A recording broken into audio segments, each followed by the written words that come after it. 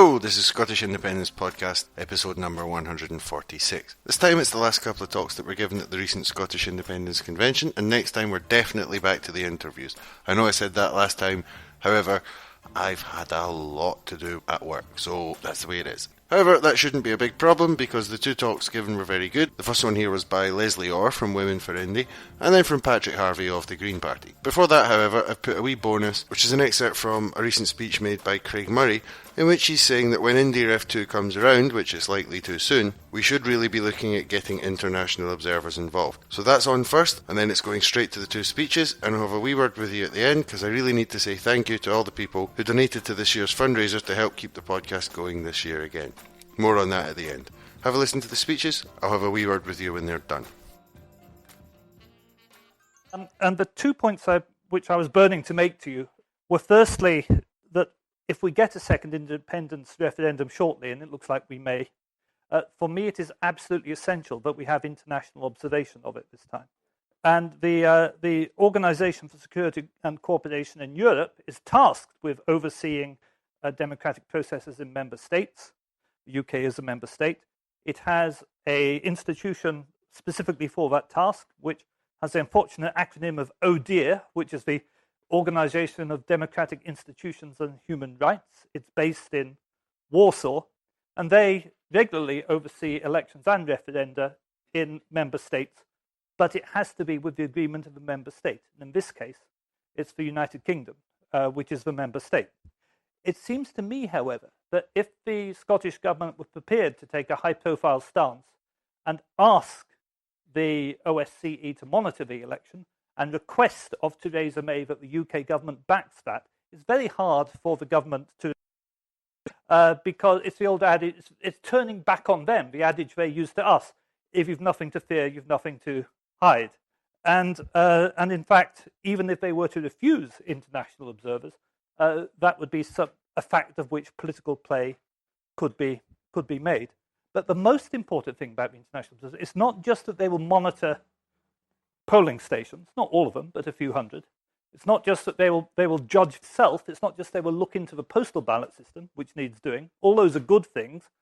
But they will also monitor for 6 months ahead of a vote. 6 months ahead of a vote, they will send a specialist team here to monitor the media for bias.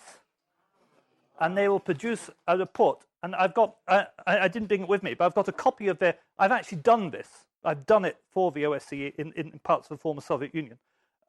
They have a handbook for media monitors, which is 80 pages long, and which contains all the formula for monitoring all the media output and assessing it not just for quantity, but for quality.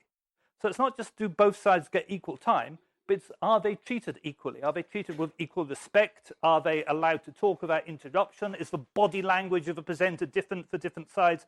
So it's qualitative and quantitative analysis.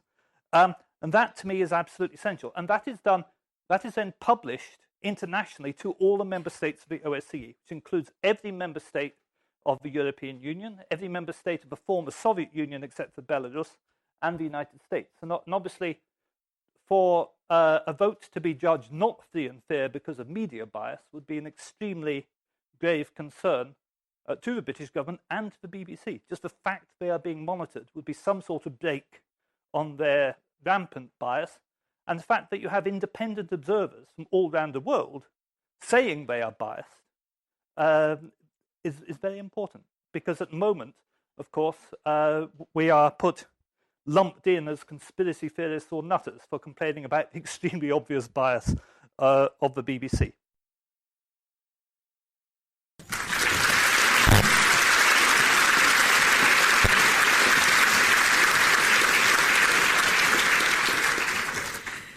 Friends, it's a joy to be at this event, and it's really a privilege for me to have this opportunity to speak on behalf of Women for Independence. When I look around and I see the faces and the friends, and I hear what Elaine has to say about this movement, it makes me almost want to cry.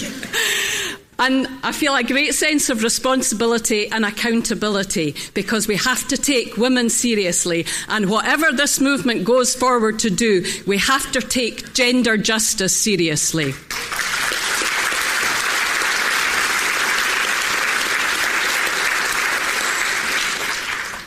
This session is about movement, and as you're well aware, Women for Indy is full of movers and shakers. And in fact, we did wonder, especially since we're in the kind of graveyard slot of the day, whether a song and dance routine might not be a better contribution to today's proceedings. And in fact, during the last few days, some of my very dynamic sisters on the National Committee have been offering me their interpretive talents. You know who you are. I think, to be honest, it's just that they weren't dynamic enough to book their tickets in time so that they could come along, and they thought they could be my backing band. But that'll be the treat for the next time. Women for Indy is a non-aligned, non-party political network. We campaign locally and nationally for gender and social justice, for environmental sustainability, and for better democracy. Our vision, and Stuart said, let many visions flourish. This is part of our vision. It's of a society which nurtures the well-being and common good of everyone. It's about providing a secure space for living in which all of us are supported to grow and to flourish, with freedom to explore and to create in all our complexity and difference. We want a spacious Scotland. A Scotland which exercises a politics of dignity and justice and care. A Scotland in which all are invited to participate. We're a grassroots feminist movement, and we're committed to the struggle for self-determination, but we know very well that the well-being of the body politic and of an independent Scotland is about a lot more than constitutional change. That's only part of the story. Politics is about the stuff of life. It's about food, land, shelter, safety, freedom from fear, good health, mobility, work, caring for one another. It's about play. It's about beauty. It's about fun. It's something to celebrate. It's about relationships and justice, about connection and community. Politics is about challenging everything that degrades and destroys the integrity of these things. And Women for Indy works for change now as well as for independence in the future. We're proud of what we've achieved and what we carry on doing. And if I had more time, I could give you a long list of the things that our members are involved in just now. And right now, actually, some of us are holding a local democracy event in Kirriemuir because it's about local democracy. It's about where people are. And women have always been at the heart of politics as if people mattered. We've been involved in protests and resistance for hundreds of years, grassroots efforts to meet the needs and response to crises in local campaigns, and in challenging the patriarchal privilege and power which for centuries was taken for granted and in some places is still taken for granted as just the way things are.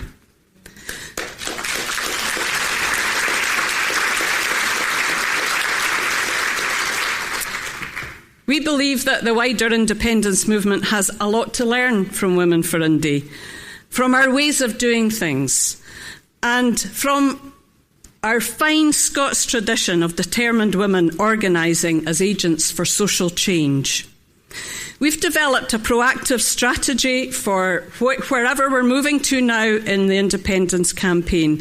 We're putting women's practical wisdom, their experience, and the big issues that matter most to women and to all of us: food, economics, human rights, well-being. These things are at the centre of our campaigning.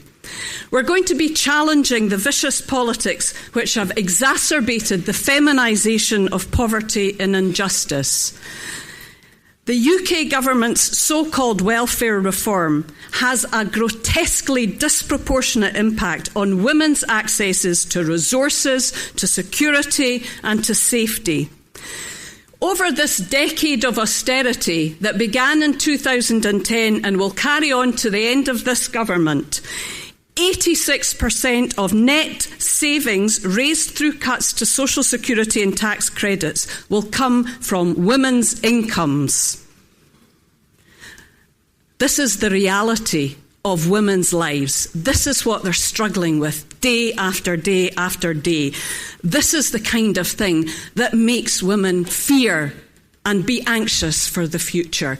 This is what we have to take seriously.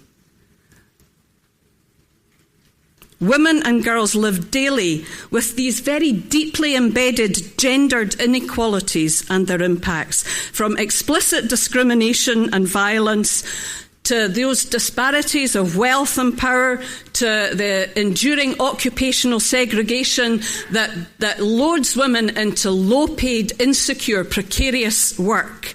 The double burden of care, of paid and unpaid work, the relentless scrutiny and intimidation and mundane violations of everyday sexism. This is central. If we don't tackle these issues, and if we don't start doing it now, we can't build a better Scotland. Dignity and self-determination, autonomy and empowerment is our aspiration for Scotland as a movement. And it also drives our feminist analysis and practice. As we move forward into campaigning mode, the clear message from Women for Indy is that we believe an independent Scotland offers the best hope for building a better society and the world. But it also has to be independence for women, rooted in gender justice and human rights. Independence is not a magic bullet.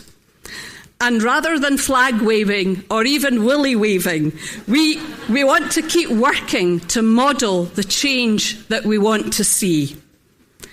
Our approach is grounded in local communities, in respectful listening, in encounters and conversations, in evidence and reasoned arguments, based on friendship, based on relationship. We're not willing to accept that the way things are is the way things have to be.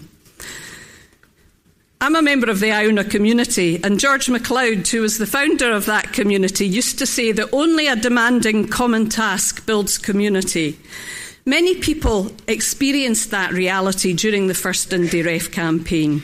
It wasn't just the shared goal, but the process and the experience of connecting with others and working together, which was so enlivening and transformative. It transformed people's lives. It transformed their outlook. We're here. We're still living on that energy. A movement built on strong foundations and with a purpose that people care enough about to generate that kind of passion. That movement releases untapped energy and mobilises previously hidden or undiscovered resources. And when each person knows that what they do matters and makes a difference and is valued, confidence and creativity grows. I think that's what we're discovering in Women for Indy.